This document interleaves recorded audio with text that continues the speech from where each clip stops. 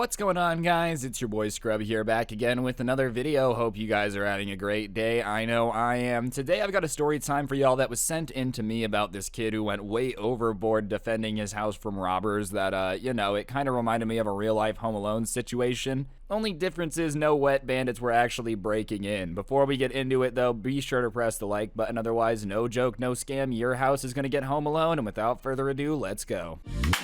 Nice rack and her ass Brazilian. Just turned 21, but my bank's a million. Alright, so this story time starts with a subscriber that was about 9 years old when all of this went down. They're no longer 9, but that's about the age where, you might still have some trouble really deciphering what's like a movie and what you should actually do in real life. And this was around Christmas time, and because of that, they had just watched Home Alone.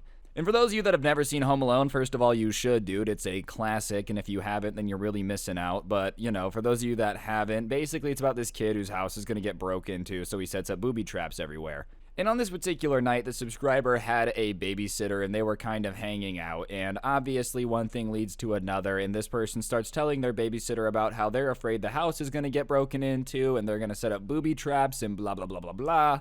And the babysitter does the right thing in that moment and is like, hey, we're not going to do that. No one's going to break into your house. Everything's going to be okay. But then the babysitter got a call. This was before, cell phones were super smart, so it's a flip phone. She answers it, basically finds out that, something's gone on at home and she needs to get home immediately. And when you're babysitting a 9-year-old, usually the best option in that situation isn't to just leave them alone in the house. But I guess she knew that his parents were going to be home in an hour, everything was safe, the house wasn't going to get broken into, so she says that she's going to leave him there, tell his parents that, she's really sorry, but she's got to scram. And like I said, probably not the best babysitter move of all time, okay? I feel like leaving a 9-year-old unsupervised is not the smartest decision, especially when they just told you that they're horrified the house is going to get broken into. I don't know what the emergency was, but if somebody's like, hey dad, I'm really, really afraid of monsters in the closet, and you go, deal with it, leave the closet door open and say LMAO, and then say, by the way, I'm leaving, the monster's going to eat you, it might just make them a little bit more afraid. So when the babysitter leaves, the subscriber starts to instantly get paranoia cranked to 11. Every little noise, every little thing just starts to remind this guy of Home Alone and the fact that somebody's going to break in. And I want to make it very clear that they lived in a safe neighborhood. There was no one that was actually going to break in. But when you're 9 and you're afraid of something, sometimes your fear starts to get the best of you. And so this kid decides at that point that if he's going to be home alone and he's going to hear all these things and think people are going to break in, then he's going to booby trap his house so that way if anyone breaks in, they won't be able to get him, just like Home Alone, because movies are real life and you should do everything that you see in there. So this kid starts running around the house, just grabbing everything he can, Hot Wheels cars. He goes up to the garage, grabs some power tools, and he just starts building traps around the house. They had this little mat right inside the door, and he put Hot Wheels cars underneath it so that way it would slide, dude. He had taken his mom's, nail polish and just put it all over the doorknob so that way it would put paint on their hands. In his mind, he says that he thought it would make it easier to identify their fingerprints. He had a BB gun, and so obviously, the guy in Home Alone, Kevin, also has a BB gun, so he's ready to take some shots at anyone who breaks in. He doesn't go ahead and put nails in any of the stairs or anything. There's no paint cans ready to knock anybody out, but he makes a few more little traps. Make sure all the doors are locked, and the only other thing he does that was way too extreme is there was a basement door that you could come in that came in through the basement. And for some reason, the lock on it was kind of janky, and this kid was super paranoid that that's where the robbers were going to break in. The janky lock was going to attract them, they were just going to bust in. So this kid had gone to the garage, gotten a 2x4 and a nail gun. How he knew how to use a nail gun, who knows, and put the 2x4 on the garage door so it could no longer open, or the basement door, sorry. I'm not from a place that has basements, so that's weird to me. But obviously in all of this going way overboard, it takes a little bit of time, and he suddenly realizes that his parents should be home in about 15 minutes. Now, obviously, sometimes when your parents say they're gonna be home at about 10, that doesn't necessarily mean that they might not be home early, they might not be home later. About 10 means 15 minutes early, 15 minutes late, maybe right on the dot. But regardless, in his mind, when his parents said they'd be home at about 10, he didn't think they'd be pulling up any earlier than 10. So as he's kind of realizing he set up all these traps and he's got 15 minutes till his parents get home, he sees lights come into the driveway. And obviously, because he's horrified people are going to break in, he doesn't like run to the window and see what the car is.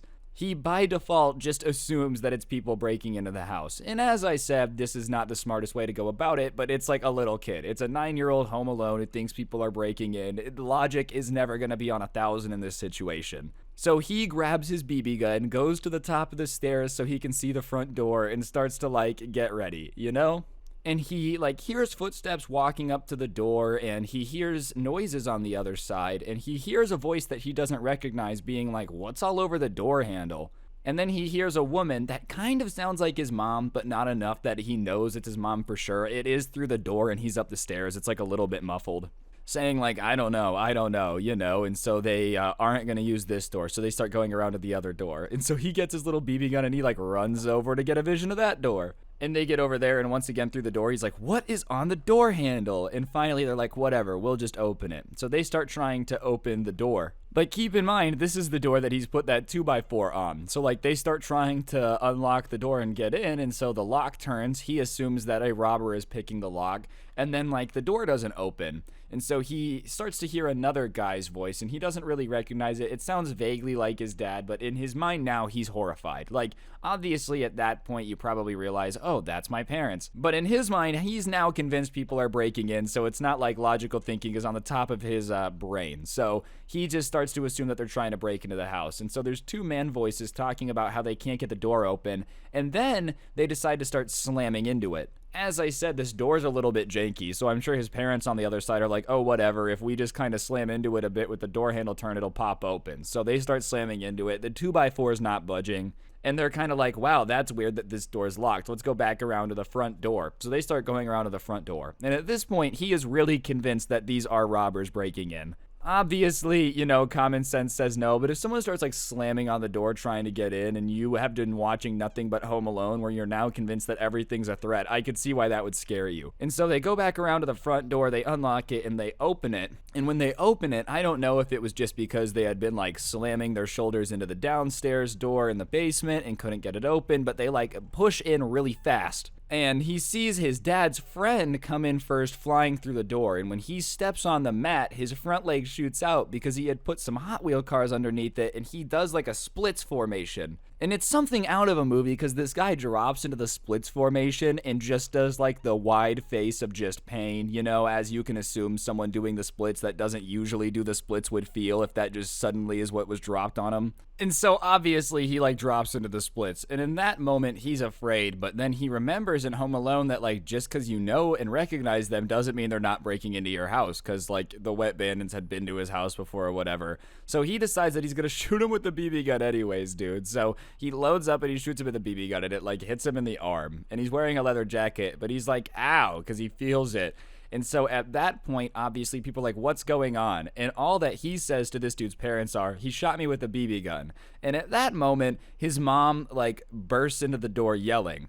But when she came in and started yelling, he still didn't recognize her because her face was, like, covered by her coat, right? Because I don't know if she was afraid that the BB gun was coming for her next or whatever, but she just kind of ran in. And at that point, he's like, they've breached the walls of my facility. My booby traps have not worked. And so he bolts upstairs even further, like the rest of the way up, and sprints to his room and locks the door and starts, like, putting chairs, furniture, everything he can up against the door. And then at that point, they're knocking on the door like, it's your parents, calm down. And he recognizes his parents' voice, but now he thinks that the robber is holding his parents hostage to try to get him to come out. And he's like, I'm not coming out.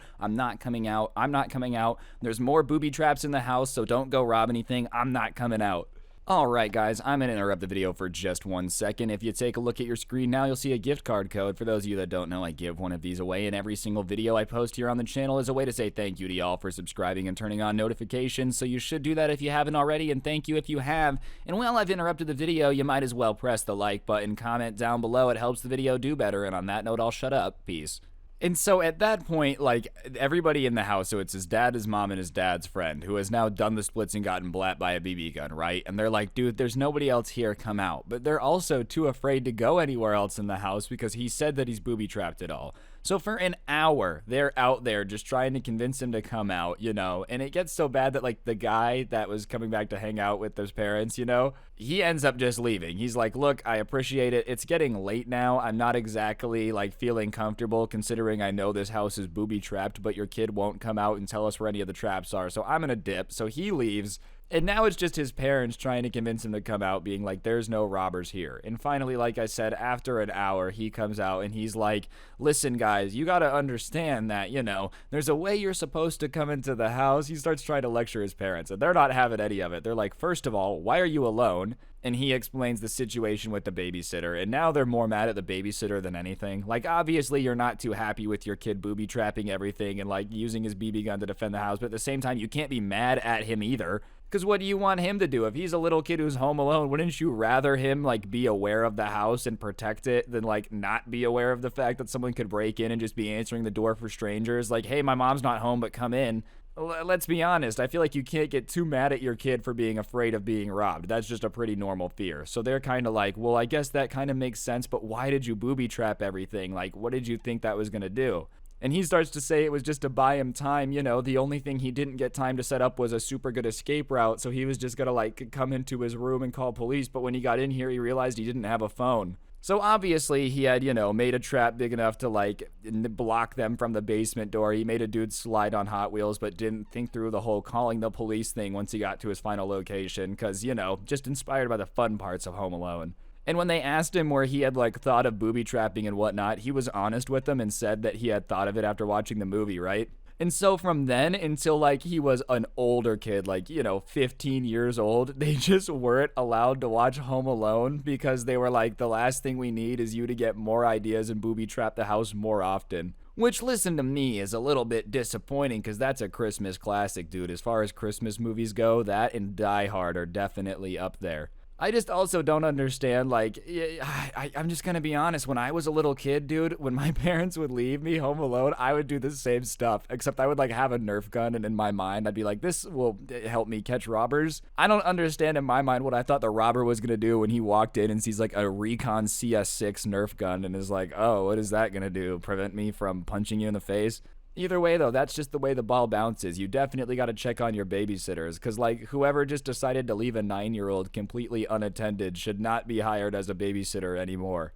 All in all, though, very great story, and I feel like the first time you watch Home Alone after not being able to watch it for a long time after you booby-trapped your house, like, it has to have felt great. It has to have been some of the best freedom you've ever felt. Watching Macaulay Culkin drop a can of paint and knock out a robber is definitely a satisfying way to kick off the holidays, and it's November now, so technically you're allowed to. I will say, parents, though, I don't know if I'd want my kid to see the sequel to Home Alone if he's already Home Alone the entire house once. Like, he's like, oh, okay, next time we go to the airport, my goal is to get lost in New York, because then you get to do it all over again. Regardless, you know, if anyone else has had any experiences trying to replicate a Christmas movie, if you've ever tried to turn your nose into a red flashlight so you can be Rudolph, or pretend that you were born in the North Pole to be like Buddy from Elf, be sure to send me your story. I'd love to make fun of you about it. But, yeah, on that note, guys, I do think that's going to do it for the video. If you did enjoy it so far, and, you know, if you really, really want to help me out, you could press the like button and comment down below. It helps the video do better overall, pushes it into recommended, all that good stuff. Go ahead and comment the word Christmas down there if you don't mind.